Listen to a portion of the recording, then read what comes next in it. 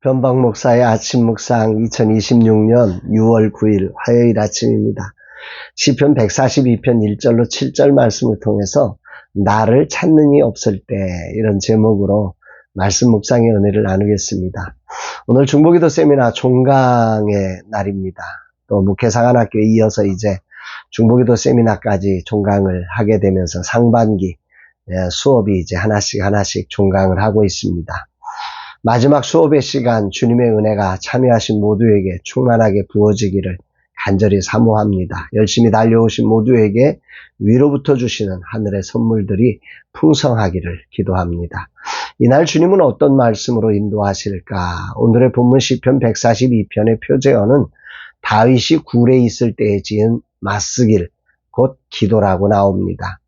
여기 맞쓰길이라고 하는 건 교훈이라는 뜻이거든요. 그러니까 이 시편에서 말한 것은 이제 다윗이 굴에 처할 수밖에 없는 상황에서 던져주는, 우리에게 주는 교훈의 기도다. 그 기도가 주는 교훈이 있다. 뭐 이렇게 해석을 하면 좋을 것 같습니다. 여기서 이 다윗이 이때 굴에서 드렸던 기도의 자리가 그럼 어느 자리인가? 보면 이제 사무엘상 22장에 아둘람 굴이라는 게 나오고 사무엘상 24장에 엔게디 굴이라고 하는 게 나오거든요. 이 둘 중에 하나일 거다 이렇게 생각해 보는 거죠. 어쨌든 다윗이 굴에 갇혀서 있는 상황에 다시 말하면 굴에 있다는 거는 들어갈 집이 없다는 거죠. 어디론가 숨어야 했다는 거죠. 모든 인간적인 수단과 방법이 막혀서 굴 속에 숨어야 하는 그런 상태에 있었다. 이런 상태에 다윗이 드린 기도 속에 우리의 교훈이 있다. 이런 말씀입니다. 오늘 이 다윗은 자신의 상황을 4절에 이렇게 표현합니다. 오른쪽을 살펴보소서 나를 아는 이도 없고 나의 피난처도 없고 내 영혼을 돌보는 이도 없나이다.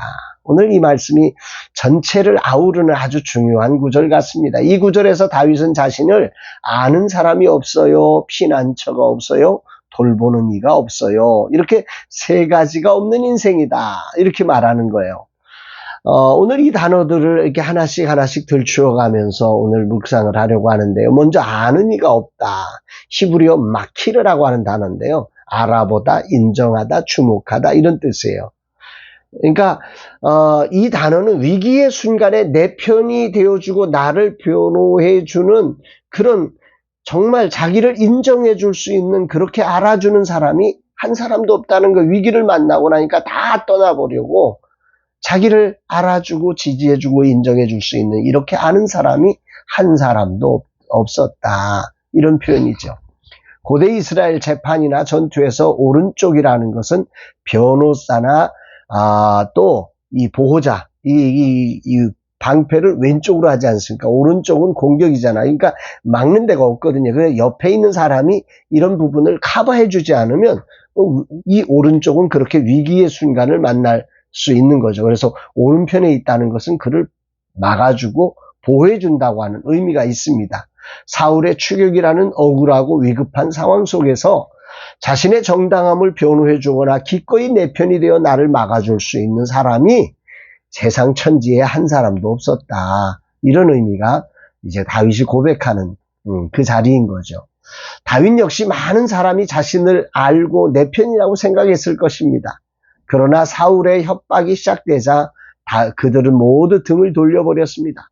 비록 완전히 떠난 것이 아닐지라도 캄캄한 굴 속에 갇힌 다윗에게는 세상 모두가 자신을 버린 것처럼 느껴진 거죠. 오늘 남아나의 선교회를 내려와야 할 지금 저도 이런 심정을 느끼고 있습니다. 나를 아는 자가 아무도 없는 것처럼 느껴집니다. 주여 나를 아는 이가 없나이다 고백할 수밖에 없습니다. 두 번째로 피난처라는 단어는 히브리어로 마노스라고 하는 단어인데요. 도망치다, 달아나다 라는 뜻의 이 누스라는 동사에서 유래한 것인데 도피처, 퇴로, 달아날 수 있는 길 뭐 이런 걸 의미합니다. 그런데 5절에 등장하는 하나님의 품으로서의 피난처라는 단어하고는 또 다른 겁니다. 이 하나님의 품으로서의 피난처는 마세라고 하는 단어입니다. 그러니까 여기에 피난처라고 하는 건 이 하나님의 피난처하고는 구별된 인간적인 계획이나 또 내가 뭔가를 만들어내는 그런 비상구적인 이런 피난처를 뜻하는 거죠. 다윗은 지금 사방이 막힌 굴 속에 있으면서 자신의 힘으로 도모할 수 있는 모든 피난처를 완전히 차단당한 피난처가 없는 이런 상황을 지금 토로하고 있는 것입니다. 이런 상황도 오늘 저의 모습과 너무도 흡사해서 오늘 시편은 바로 나의 고백이 되어서 정말 내게 수밖에는 피난처가 없구나라고 하는 사실을 많이 느끼는 시간들입니다. 세 번째로 돌보는이라고 하는 히브리어 도레시 레나푸시라고 하는 단어인데 찾다, 구하다, 관심을 가지다라는 또 동사인 이 다라시라고 하는 단어로부터 파생된 단어입니다. 나의 생명, 나의 영혼을 뜻하는 이 네펫이라는 단어와 연합되어서 직역하면 나의 영혼을 찾아주는 사람, 내 생명에 관심을 기울이는 사람, 이런 뜻입니다.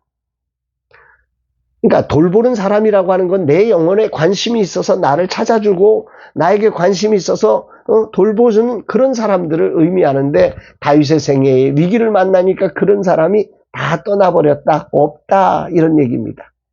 보통 시편에서 이 내 영혼을 찾는 자라고 하는 이 표현이 생명을 해치는 원수들을 가르칠 때가 많지만 여기서는 반대로 내가 지금 이렇게 힘든데 나를 찾아와줘서 춥지, 배고프지, 어떻게 해, 이러면서 걱정해주고 돌보아주는 그런 사람이 없다라고 하는 그런 표현. 아무도 자신에게 관심 가져주지 않고 전화 한 통 없고 하는 이런 상황을 지금 다윗은 만나고 있다는 거죠.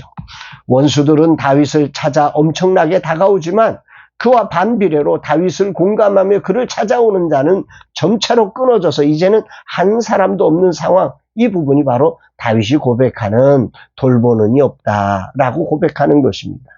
오늘 저도 이런 상황들을 정말 오늘 이게 내 모습이구나 이런 것들을 깨닫게 됩니다. 이 정도 상황이면 그런데 보통의 경우는 주저앉을 수밖에 없지요. 다윗은 근데 이런 순간에 어떻게 했느냐, 맞서길 이 교훈을 우리가 받아보자는 건데요. 이때 다윗은 이렇게 진술합니다. 1절 2절 내가 소리내어 여호와께 부르짖으며 소리내어 여호와께 간구하는도다. 내가 내 원통함을 그의 앞에 토로하며 내 우환을 그의 앞에 진술하는도다.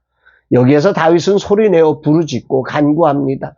이것은 고통의 무게에 짓눌려 더 이상 속으로 감출 수 없는 그 막 울분이 터져 나오는 짐승과 같이 막 토설하는 절박한 비명들인 거죠.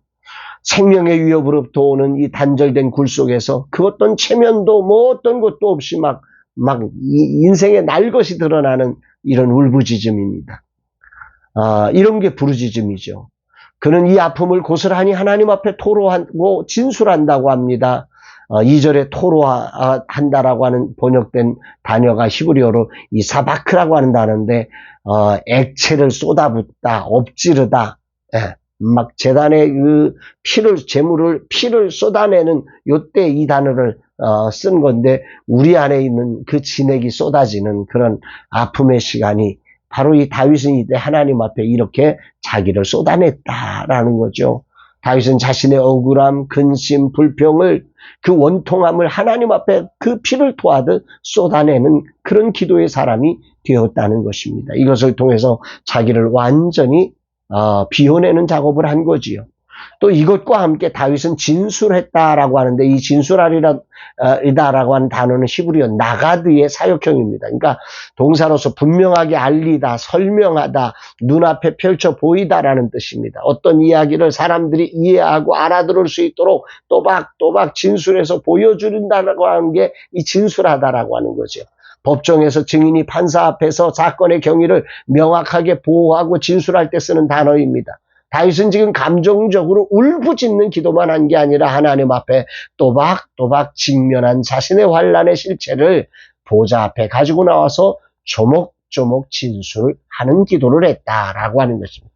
그의 기도는 한 맺힌 기도나 눈물을 흘리는 맹목적인 기도에 멈춘 게 아니라 나의 모든 상황을 통제하시는 주권자 하나님을 정확히 인식하고 그분과 맺는 인격적이고 이성적인 소통의 기도를 올려드렸다는 말입니다. 이런 순간에 하나님과 이런 관계를 맺는 것, 이게 바로 맞쓰길 우리가 교훈으로 배워야 할 지점이다. 이걸 가르치는 것 같습니다. 그는 그를 협박하는 자들이 자신보다 강하다고 솔직한 상태를 하나님 앞에 토로하고 진술합니다. 그러면서 악인이 나를 두른, 의인이 결국은 나를 두르게 될 것이라고, 의인이 나를 돌보게 될 것이라고, 찾게 될 것이라고 소망을 가지고 하나님 앞에 기도하고 있습니다. 나는 과연 어떤 모습으로 하나님 앞에 서 있는지를 돌아보게 하는 시편입니다. 분명 오늘 내가 느끼는 감정은 나를 아는 이 없고 피난처도 없고 돌보는 이도 없는 상황입니다.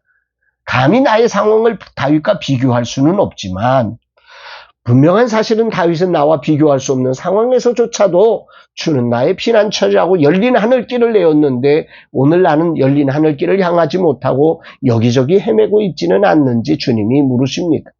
이런 나를 주님은 다윗의 맞쓰길 교훈하시며 나를 아시는 분, 나의 유일한 피난처, 그리고 오늘 나의 영혼을 찾으시는 완전한 하나님을 향해 나오지 않겠느냐고 두 팔을 벌려 나에게 요청하고 계십니다. 주님, 당신의 친절한 발에 안기겠습니다. 그 영원하신 팔, 그 능력의 발에 안깁니다. 주님, 언약하신 성령의 충만함으로 이 종을 기름 부어 주옵소서. 이제 의인들이 나를 두르게 하실 주님께 감사를 올려드립니다. 고백합니다. 사랑하는 여러분, 여러분들은 인생이 여러분의 생각대로 흘러가지 않을 때 오늘 어떤 기도를 어떻게 하나님 앞에 나아가고 계십니까? 다윗의 맞쓰기를 통해서 주시는 이 교훈대로 그런 상황에서도 하나님 앞에 정말 토로하고 진술하는 이런 멋진 기도의 사람으로 서게 되기를 주의 이름으로 축복합니다. 사랑합니다, 여러분.